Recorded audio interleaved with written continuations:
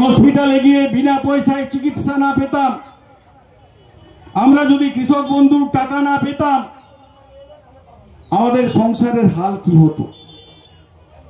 আমাদের ছেলে মেয়েরা কন্যাশ্রী যদি না পেত,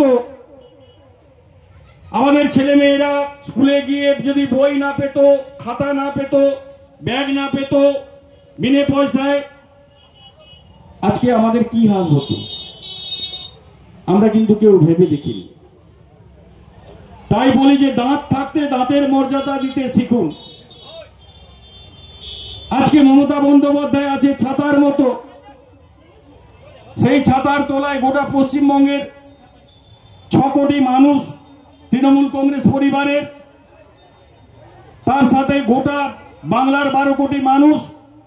আজকে আমরা সুখে আছি, আমরা নিশ্চিন্তে আছি, আমরা নিরাপদে আছি। তাই এই সরকারকে বাঁচিয়ে রাখতে হবে সাধারণ মানুষের জন্য, আমাদের জন্য নয়। কে বুথ সভাপতি হয়েছি, কে অঞ্চল সভাপতি হয়েছি, কে বুথের মেম্বার হয়েছি, কে অঞ্চল যিনি চালাচ্ছেন অঞ্চল প্রধান হয়েছেন, কে পঞ্চায়েত সমিতির কর্মাধ্যক্ষ হয়েছেন, পঞ্চায়েত সমিতির সহকারী সভাপতি হয়েছেন, এটা বড় কথা নয়। বড় কথা যে মানুষ সুখে আছে, শান্তিতে আছে, সেটাই আমাদের কাছে বড় পাওয়া, সেটাই আমাদের কাছে বড় প্রায়োরিটি।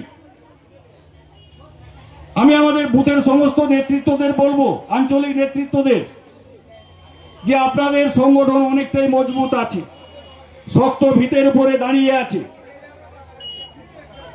আমরা কোথাও কোথাও কর্মীদের সাথে, যারা আমাদের সম্পদ, যাদের না হলে আমরা এই মঞ্চে আসতে পারতাম না, আমরা তাদের কোথাও কোথাও গুরুত্ব দিই না। বাজারে হাটে দেখা হলে কথা বলতে চাই না, কেন? আমার বিরাট পদ এসেছে, আমি ব্লক প্রেসিডেন্ট। এই জিনিস চলবে না। তৃণমূল কংগ্রেস মানে আপনাকে মাটির সাথে মিশে কাজ করতে হবে, আপনাকে মাথা নোয়াতে হবে মানুষের সামনে, আপনাকে মাথা নত করে মানুষের জবাব দিতে হবে, কৈফিয়ত দিতে হবে কেন এখানে উন্নয়ন হয়নি।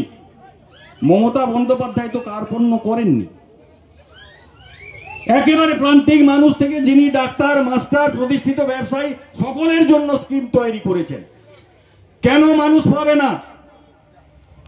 আপনি ভাবছেন যে একটা